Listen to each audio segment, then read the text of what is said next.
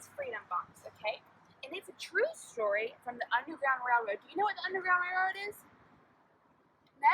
Okay, so whenever we had slaves, the Underground Railroad was a secret passageway where slaves could get to freedom, okay? So let's find out a little bit more about it. Henry Brown wasn't sure how old he was. Henry was a slave, and slaves weren't allowed to name their birthdays. Would it make you sad if you couldn't name your birthday? You couldn't have a birthday party. Henry and his brothers and sisters worked in the big house where the master lived. Henry's master had been good to Henry and his family, but Henry's mother knew things could change. You see those leaves falling on it? I think they are torn from the trees like slave children are torn from their families. One morning, the master called for Henry and his mother. They climbed the wide staircase. The master lay in bed with only his head above the quilt. He was very ill. He beckoned them to come closer. Beckon, that's a big word. What do you guys think beckon means? He beckoned them to come closer. He called them. Good job, Riley. He called them. Some slaves were freed by their owners. Henry's heart beat fast. Maybe the master would set him free. You think he's going to get set free? Yes. Let's see.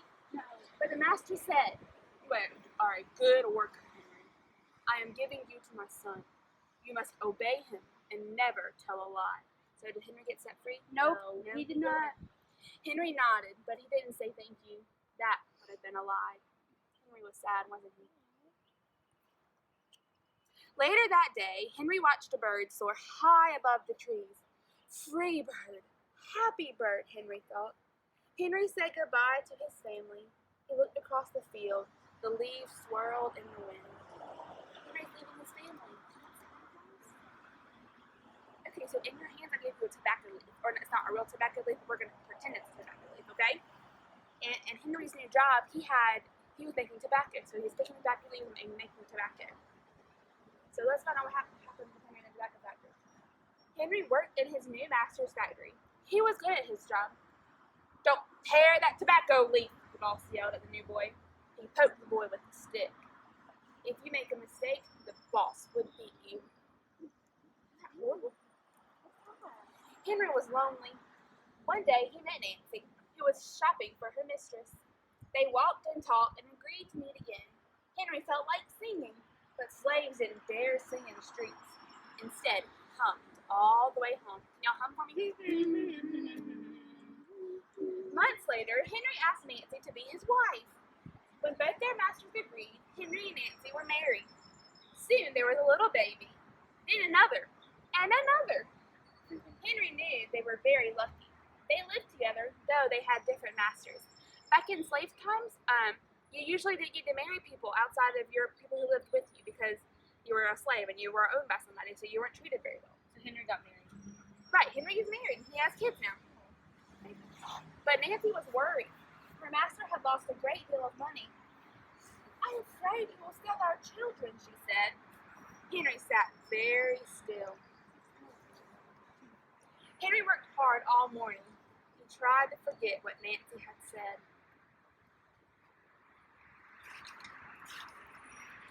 His friend James came into the factory. He whispered to Henry, "Your wife and children were just sold at the slave market." "No," cried Henry. Henry couldn't move. Henry couldn't think. He couldn't work. "Twist that tobacco." The boss poked Henry. Henry twisted his tobacco leaf. Twist your tobacco leaf. Break it in half. Twist it. That's what he meant. Twist it. His heart twisted in his chest.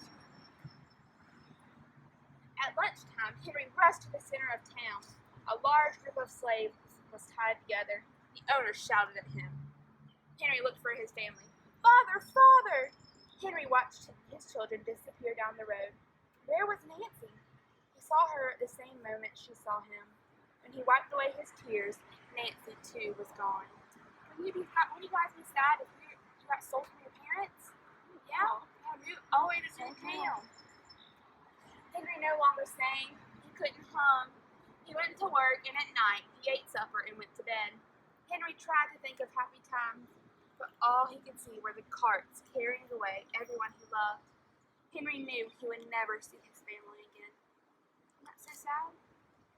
Many weeks passed. One morning, Henry heard singing. A little bird flew out of a tree into the open sky, and Henry thought about being free. But how? As he lifted a crate, he knew the answer. He asked James and Dr. Smith to help him. Dr. Smith was a white man who thought slavery was wrong.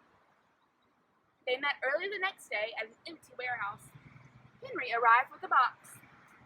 "I will mail myself to a place where there are no slaves," he said.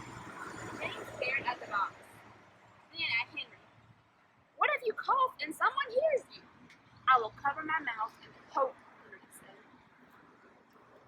So what's Henry going to do? He's going to get in a box. He's going to take him some snacks. You can't take no snacks. He's going to be hungry. Dr. Smith wrote on the box. Dr. Smith had to write on the box because Henry didn't know how to write because he was a slave, so he didn't get to go to school like you guys.